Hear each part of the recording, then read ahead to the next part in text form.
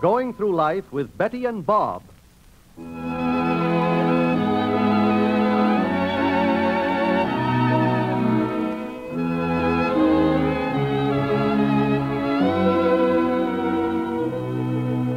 This is Milton Cross, ladies and gentlemen, inviting you to join us for a visit with Betty and Bob Drake. But first, a few words from a friend of yours.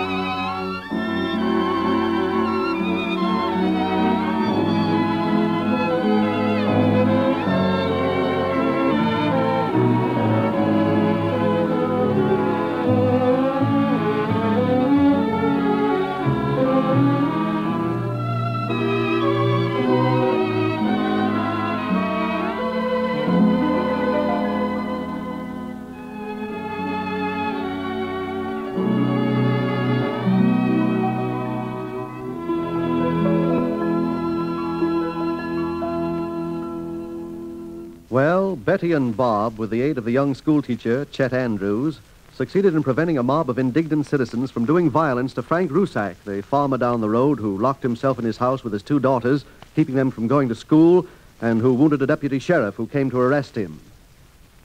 After the mob had been dispersed, Betty and Bob asked Chet to follow them back to their house in his car, to have some coffee and something to eat, and incidentally, to get better acquainted. Waiting for them at the house is young Claire Evans, the widow of Bob's favorite reporter on the Trumpet. She saw Betty and Bob leave for the Rusak farm and has been anxiously awaiting their return. Now, as the door opens... Oh, you've come back. Well, yes, Claire, you certainly expected us to, didn't you? Yes, but I was worried. I heard those shots. Is everything all right now? For the time being, Claire.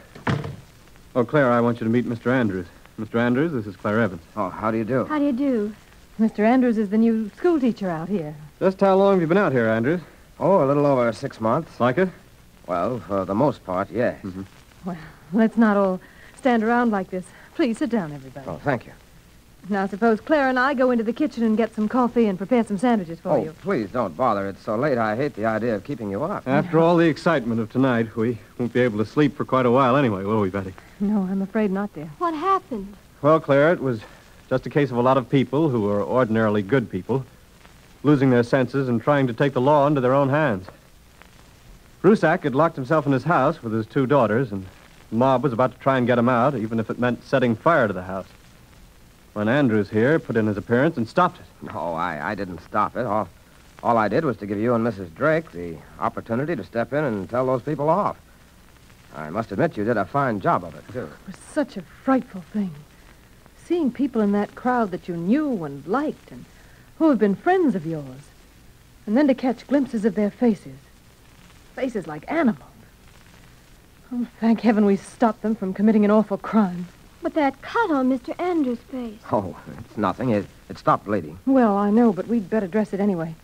Claire, will you get some iodine and cotton, and I'll start things going in the kitchen. Of course. Please, make yourself at home, Mr. Andrews. It doesn't seem like a very difficult thing to do. Well, I'd feel awful if it were. This is your first day back in Walton, isn't it, Mr. Drake? Yeah. It's been quite a day. I'm afraid it has. I raised quite a kick about coming out here. I was afraid the life would be too dull and soft. And on our first night, look what we run into. I think it was quite fortunate for a lot of people that you did come today. Such bloodlust. I don't mind telling you, young fellow, it took a lot of courage for you to step into the middle of that mob. Well, word came to me what was going on. I felt a certain degree of responsibility about it. Rusak's two little girls, Anita and Maria, are my students. Mm-hmm. I was the one who reported their absence to the truant officer. Now, you're not going to try and take the blame for this, are you, Andrews? Well, perhaps I shouldn't have reported it to the truant officer. I should have tried to see Rusak myself. The man is obviously insane. Did you know him well before this happened? Oh, I just met him once or twice. He was a first-rate man. Yes. It must be grief over his wife's death that is responsible for his present behavior. Yeah.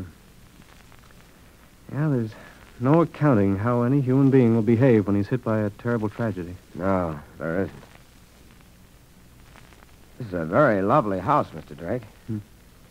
I've been away from it for almost a year and a half, but I guess it never lost its homey feeling. Oh, here comes Claire. Oh, here, let me have those things, Miss Evans. No, you sit right where you are. I like the idea of playing nurse. I certainly don't mind being your patient. Just sit still. As you say. Here, turn your face to the side. Sure. Oh, it is a pretty bad cut. Well, Joe Barnum throws a pretty powerful punch. Joe Barnum. Did he hit you? Yes, but he didn't know what he was doing. He seems like such a nice man. He's been so kind and helpful the past few days while Mother Drake and I have been getting the house ready for Betty and Bob. Well, that's the real Joe Barnum. I'm just going to pretend that the Joe Barnum who did this doesn't exist. I don't think you can do that with this cut. Ow! Oh, yeah, it burns a bit, doesn't it? No, not bad. I'll put on some of this cotton and a little adhesive tape. Hey, you're pretty skillful, Claire. Well, there isn't anything to it. Oh, that's just the way you make it look. There. Now, you feel better? It feels wonderful. I'll go put these things back upstairs. No, just put them over there, Claire. I'll take them up later. Well, here's a tray full of everybody's favorite sandwiches. I hope. Would you mind bringing in the coffee and cups and everything else, Claire? Of course not. Well, Mr. Andrews, you look as though a skilled surgeon has fixed you up. Well, come on, we may as well make ourselves comfortable around the table. Yeah. Come on, Andrews. And here comes the coffee. Oh, may I thank you again for taking such good care of me, Miss Evans? Oh, it's really too simple to thank me for it. Please help yourself, Mr. Andrews. Oh, I believe I will. Well, there's still a lot to be done, isn't there? Yes, there is. When morning comes, they'll be back to force Mr. Rusak out of his house somehow. Yes, it may still end in tragedy. Which we've got to prevent. Those two children in the house with him. Yeah, they're in constant danger. Strange how people can change. Rusak has been a farmer here for over 10 years. He was an honest, hard-working, respectable man.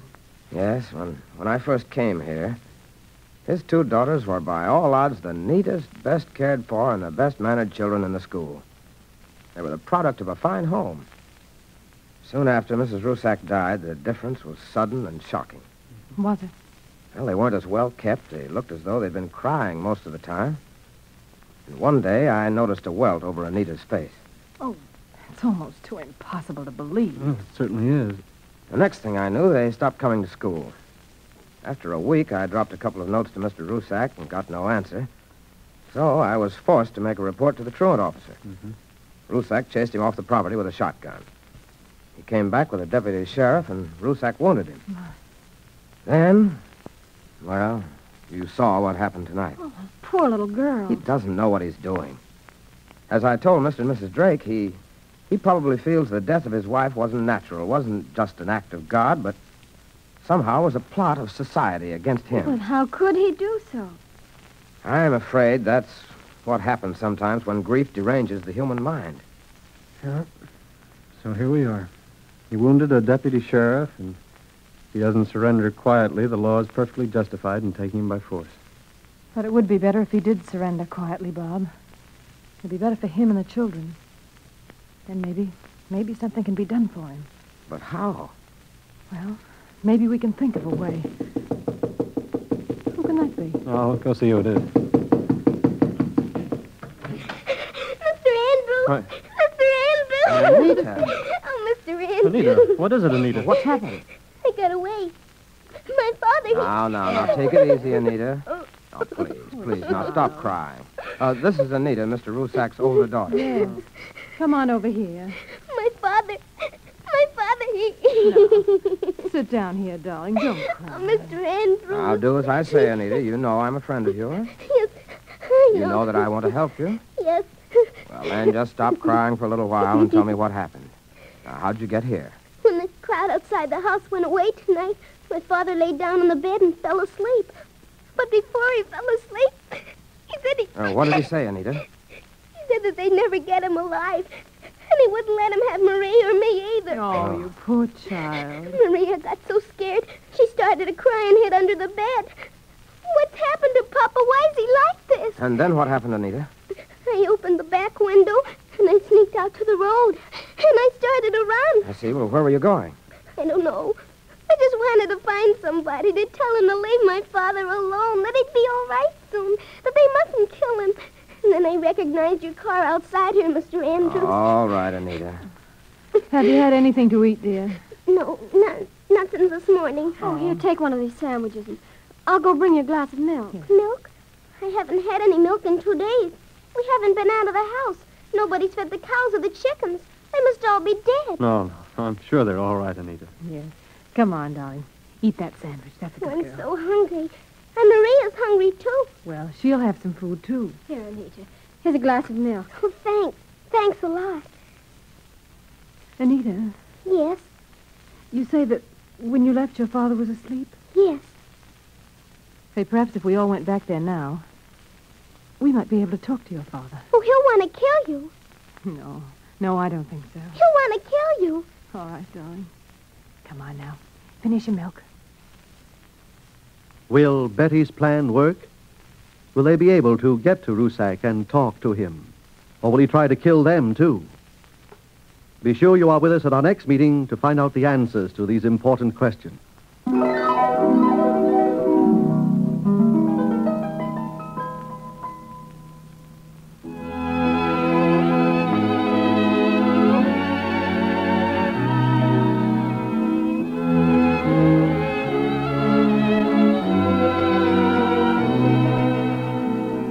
This is Milton Cross again, ladies and gentlemen, inviting you to take a moment to listen to an important message.